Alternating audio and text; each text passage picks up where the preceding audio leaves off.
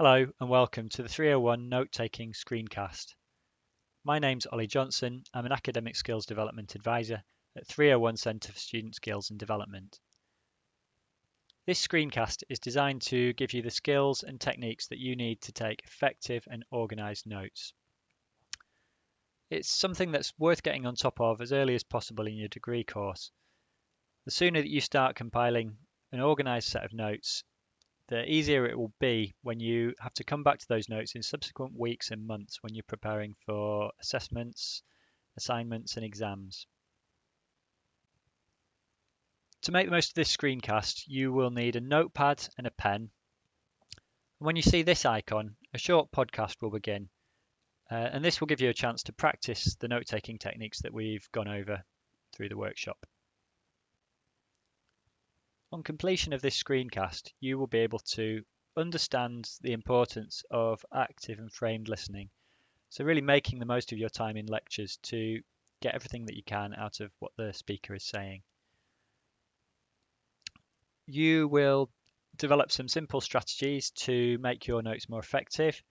And finally, we'll have a look at applying the Cornell note-taking technique to your own work as a really effective method for organising your notes. So first of all, we'll have a look at some simple listening techniques.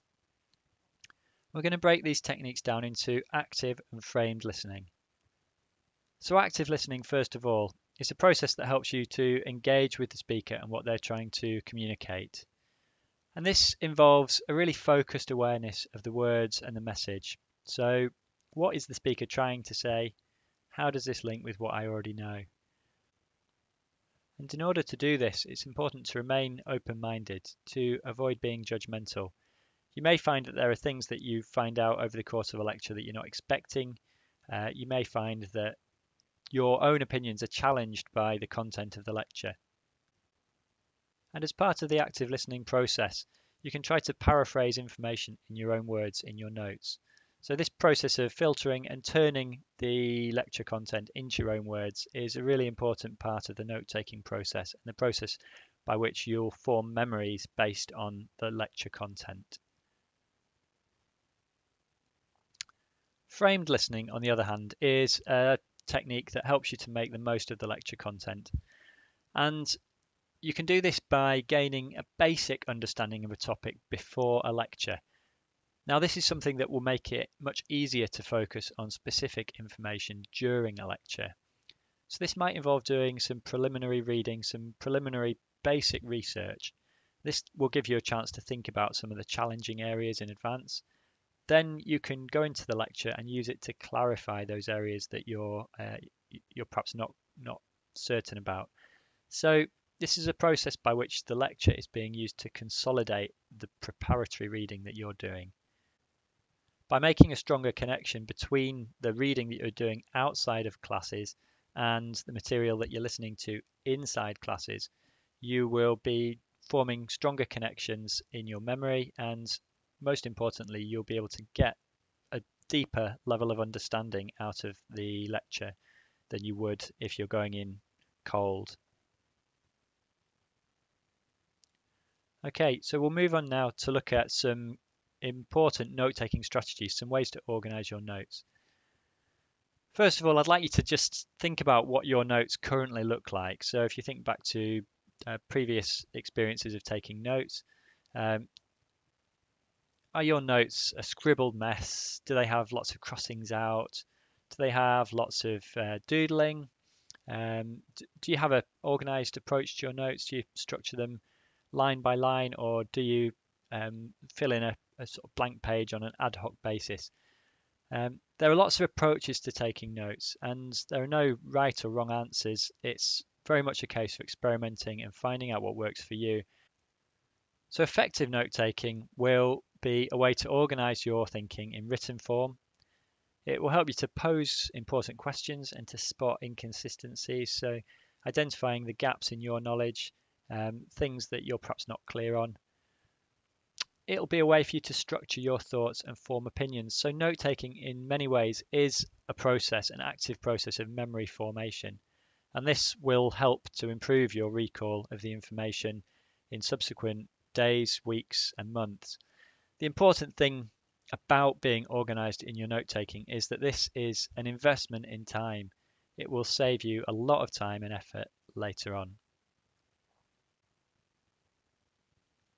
So now we'll look at some concrete strategies for taking effective notes.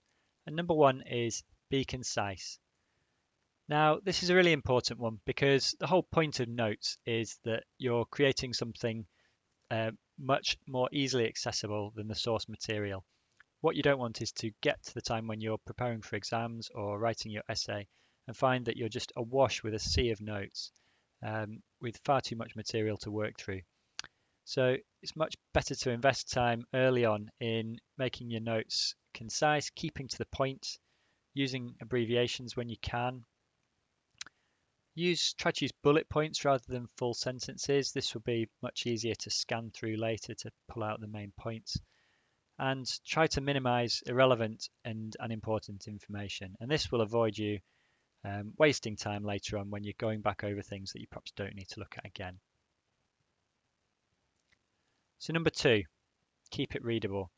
This might seem like an obvious one. You might think that your notes are going to be readable, but if you look back at them straight away, the content is still fresh in your mind. Will those notes be readable later on, later today, tomorrow, next week, when that content's already faded? So it's important to think about your handwriting when you're taking notes, not to get into the habit of just scribbling the content down as quickly as possible. Try to find a strategy for spacing material out on the page, and we'll look at how to do that in a really easy way later on in this screencast. So number three, be organised.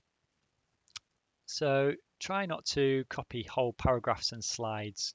Try to paraphrase what you're seeing on screen or what the speaker's saying. Include references where possible. Being organised with your references is a really important skill and something that's worth investing time in early on so that you don't have to go back through and seek out those references later on. Make sure the structure is easy to follow. Again, try to make the structure consistent from lecture to lecture so that you can access all of your notes in the same way.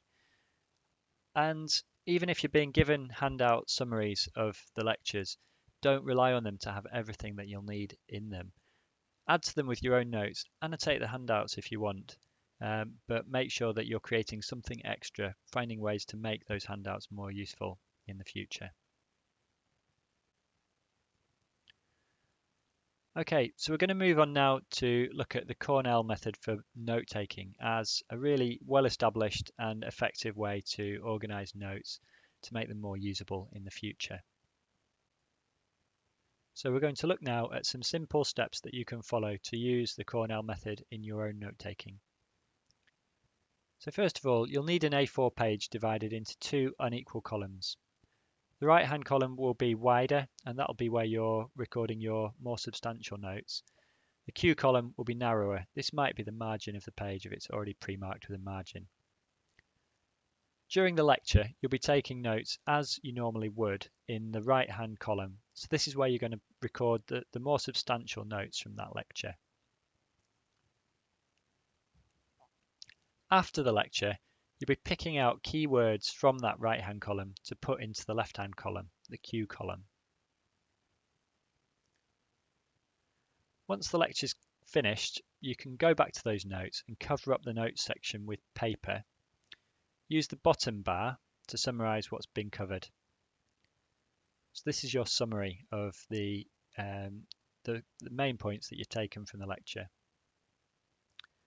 Once you've finished this process, go back to your notes again and reflect on the process. Do your notes make sense in their current form? Does the summary provide a fair appraisal of what was covered in the lecture? So this technique will help you to be systematic and organised in your note-taking. It'll help you to stay focused in the lecture. You'll be taking your notes with an eye to picking out keywords to put in the Q column later on. And it will help you to produce effective notes for revision. You'll be able to go back to the summary and quickly and easily pick out the key things that you need from that lecture Then if you want to delve more deeply into what was actually covered, you can read, you can use the Q column as a kind of index to your further notes that you took over the course of that lecture. So now we'll have a go at practicing the Cornell method by listening to a short podcast taken from Mike Lambarth and Andrew Callaghan in the law school. So we'll take notes based on this podcast using the Cornell method and following the other advice outlined over the course of this screencast. The podcast is based on a series of short recordings called Case Conversations, and in these conversations a lecturer from the law school discusses leading cases over a coffee with his neighbour Brian. So I'll begin the case conversation now. Have an hour and break, are we, sir? Mind if I sit down? Sorry?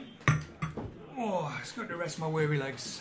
Just saying, enjoying your cappuccino, are you? Yes, it's okay, thanks. It's Brian. You know, Brian from number 47. Oh, yes, of course. Hello, Brian. You're a professor, aren't you? Well, not actually, no, I'm a lecturer. Yeah, well, it's all the same to me, Prof. You work at the university. Yes. I always wanted to go to uni. Well, it's never too late, you know. Law. Pardon? That's what I'd have studied. Law. Fascinating subject by all accounts. Yes, it can be. Oh, that's a lovely cup of tea. Had a bit of running with the law myself yesterday. Really? Yeah, parked on a dull yellow line, and when I came back, the parking attendant was about to give me a ticket. I only popped into the bank for a few minutes. Had no choice, really. It would have been closed if I parked further away. Ah. Relying on the defence of necessity, were you? You what? The defence of necessity. Presumably your argument was that it was necessary to commit the parking offence so that you could get to the bank before it closed. Well, yeah, now you come to mention it. And how did that go down with the parking attendant? Well, let's just say the fine's payable in 28 days. I see. Of course, there's no general defence of necessity in English law, and certainly no defence of personal necessity, where, for example, a person is hungry. Oh, I'd had me breakfast. Egg and chips. Lovely. No. I mean hunger as a personal necessity defence to, say, a charge of theft. If one was starving and stole a loaf of bread, hunger would not constitute a defence of necessity to that crime. Yeah, I can see how that'd work. What about self-defence? Self-defence? Yeah, isn't that necessity? If you were trying to kill me, but I kill you to stop you killing me, that's necessity, right? Well, I suppose it is in a way, but apart from self-defence, there's no general defence of necessity. One of the most interesting cases in English law deals with the issue. It's the case of the Crown and Dudley and Stevens from 1884. 1884, eh? Who says the law's out of touch? I suppose bread stealing was rife in those days. No doubt. But this case isn't about the theft of a loaf. It's far more sinister than that. Would you like to hear more? Be my guest. Excellent. Would you like a piece of this cake before we start? Oh, that's very generous of you, Prof. That's very nice. You're welcome. Now, picture the scene. A boat sinks in the South Atlantic Ocean and the 4 crew members manage to escape in a lifeboat. The problem facing them is that they're hundreds of miles from land and didn't have time to collect many provisions. In fact, they've only got 2 tins of turnips between them. Oh, that's very unlucky. Well, the high seas was a very perilous place in those days. No, I mean the turnips. Horrible things. Well, that wasn't the end of their problems. Don't tell me. No tin opener. No water. Ah, Indeed. 4 men adrift in a boat without water can't survive for long. In fact, they consumed the food they did have within a few days. sounds grim. Very. On the 4th day, they caught a turtle, and that lasted for a week or so. They ate its flesh and they drank its blood. Nice. Bet they wish they'd saved a few turnips to go with it. Don't suppose culinary niceties were at the top of their list of priorities. No, fair point. Didn't it rain? Rain. Yeah, you know, rainwater to drink. Oh, I see. Yes, it did rain, and they managed to collect some rainwater in their oilskins, but only a minimal amount. Land ahoy! Sorry? I'm guessing this is the part of the story where they see land on the horizon. Always happens in the films. Yes, well, this was real life, and they didn't have such luck, I'm afraid. They were getting desperate for food, and that's when all eyes turned to the cabin boy, Richard Parker. Ah, he'd been hiding food supplies all along, hadn't he? No, I mean they discussed the possibility of eating him. What? Like cannonballs? Yes, like cannibals, but you have to remember the dreadful circumstances they were facing. They'd been in the boat for 18 days with no sign of rescue. They'd not eaten for 7 days and not had any fresh water for 5. It was probable that all 4 men would die very soon if they didn't get something to eat and drink. Well, yeah, but I mean, eating another person, that's horrible. But is it a fate worse than death? Well, it's not great for the cabin boy. Why'd they pick on him? Because he was already very ill. and would probably be the first to die. Dudley and Stevens also took into account the fact that they both had families to think of, whereas the boy didn't. They decided the best solution was to kill the cabin boy for food. The other crew member, Brooks, apparently disagreed with the plan. I can see why. Surely the fairest way would be to draw lots. Yes, that was discussed, but again Brooks didn't agree to take part. Nothing was mentioned to the boy. I think I know where this story's heading. You do? Yeah, they killed the boy, ate him, and then got rescued. Am I right? Well, spot on. In fact, Dudley killed the boy with the agreement of Stevens. All three then fed on the boy's body for 4 days before they were finally rescued by another boat. Well, it all sounds pretty straightforward to me. They had no choice, and the boy was the obvious target. Case dismissed. They're free to go. But is it as simple as that? Well, it is to me. Yes, but remember, it wasn't absolutely certain that the boy would die first, or at all. They might all have been rescued the next day. But they weren't. But they might have been.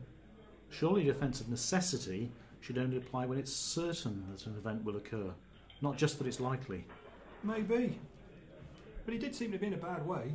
Oh, indeed he was. But there's still a question mark over whether this was in fact a situation in which a necessity had arisen. Was it really necessary at that time to kill the boy? Well, yeah, otherwise they would have all died. But why the boy? He might have survived if they'd killed one of the others. And was killing the boy a proportionate response to the circumstances in which they found themselves? Should temptation ever be allowed as an excuse? I think I see what you mean. It's not as if they had a gun to their heads or anything. There was no threat as such against Dudley or Stevens. Just the circumstances they were all in. Certainly no threat from the boy himself. Well, that's true, the poor lad. In fact, can necessity ever really be a defence to murder? Can it ever be justifiable to take an action which leads to the death of another? Killing one person to save 3 seems alright to me. Well, on the face of it, yes. But the boy himself wasn't the cause of the situation they were in. What do you do in your spare time, Brian? Oh, the usual sort of stuff, you know. I do a bit of climbing. Down at the sports centre. They've got one of those climbing walls. OK, let's assume you were climbing in the mountains and you were roped to your climbing partner. He slips and loses his grip, and the only reason he doesn't fall is because he's roped to you. He's dangling over a crevasse and you're holding on, but you know that his weight will pretty quickly cause you both to fall to certain death. What would you do? Scream for help. No one hears you. Time is ticking. Your grip loosens. Scream louder. You're slipping. Quickly. Yeah, alright. Cut the rope. I see. You cut the rope and he falls to his death. That makes you a murderer, doesn't it? Well, I had no choice. It was him or both of us. Exactly. You would argue that your actions were necessary to save your life. Your friend had no chance from the moment he slipped. That's right. Would that argument help Dudley and Stevens then? Well, the difficulty for them is that in the mountaineering example, there really is no alternative. In Dudley and Stevens, the killing of the boy wasn't absolutely necessary, and in fact, it was rather arbitrary. Rather what? Arbitrary, random if you like. No justifiable basis. Why the boy and not one of the others? Does his life have less value? They selected the weakest. Yes, but there was a choice. The boy may have been weak, but he might have survived. The dangling climber never had that chance. I suppose morals are involved here, then they should have done it fairly and drawn lots, acted in a rational way. Yes, and other legal cases support that view. What would a reasonable person do in that situation? Would they intentionally kill another human being? I'd have agreed to draw lots if I was on the boat. Would you? Yeah, if I'd lost, I'd have killed the others. Necessity and all that, you know. Not sure it works like that. Right, you've persuaded me, I agree. Guilty as charged. String 'em up. It's easy though, isn't it? What's that? Well, to look back at their actions and criticise what they did. I mean, surely they did what most of us would have done in that situation. I guess we'll never really know the answer to that question, as very few of us will ever be in that kind of situation. But you're right, it's easy to criticise. It's tempting to look back at it and think that we'd agree to draw lots, or that we'd agree to sit it out, wait for rescue, and not kill anybody, and accept the outcome, whatever that might be. But perhaps sometimes we have a duty to accept death rather than preserve life. But it's impossible to know what we would do until we're in that situation. I mean, the boy probably would have died, right? Oh, probably, yes. And they were in real trouble. Oh, without a doubt. This was a genuine emergency, and they clearly believed that some action was required to prolong their lives and to allow for the best possible chance of rescue. So it's hard to blame them for what they did, really. Well, even the boy's own relatives said that they weren't to blame. Blimey. Now that's why I call forgiveness. Yes. The men weren't arguing that the boy's life was less valuable in itself. They said they weren't to blame because of the situation in which they found themselves in it. Oh, I see. You can't expect them to behave like saints in those circumstances. Needs must and all that. That's right. The court also had to think about the reasons why a particular sentence is given in criminal cases. Other than just to punish the wrongdoer, you mean? Yes, and deterrence was a key factor in those days. In fact, the court said something along those lines. Hang on, I've just been finding it on my iPad whilst we've been talking. Yes, here it is, and I quote, and they're talking here about the general principle of a defence of necessity. It is not suggested that the deeds in this case were devilish, but it is quite plain that such a principle, once admitted, might be made the legal cloak for unbridled passion and atrocious crime. Crikey, they like their plain English, these lawyers, don't they? But if the court ordered that Dudley and Stevens be hanged, would that really deter someone in the same situation from doing the same thing? I doubt it. Fact is, they kept themselves alive a bit longer, didn't they? Whether they died at sea in the following days, or on a gallows, or in prison, or at the end of their natural lives, they stayed alive longer. Exactly. Well, you've done it again, you lawyers, eh? What's that? Changed my mind. Not guilty. What did the court say? Guilty. Oh, for crying out loud. They were due to be hanged. That was the mandatory sentence, which means the court had no choice, but this was later changed by the Home Secretary to 6 months in prison, without hard labour. Oh, so the Home Secretary can do that, can he? Oh, I thought I'd read something about the separation of powers, which meant the state couldn't interfere. Well, that's true, but... Still, probably a fair result, eh? Probably. Right then, that's me. Oh, nice talking to you, Brian. Yeah, you too, Prof. Would you like another coffee or a bite to eat, maybe? Thanks, but no thanks. I seem to have lost my appetite for some reason.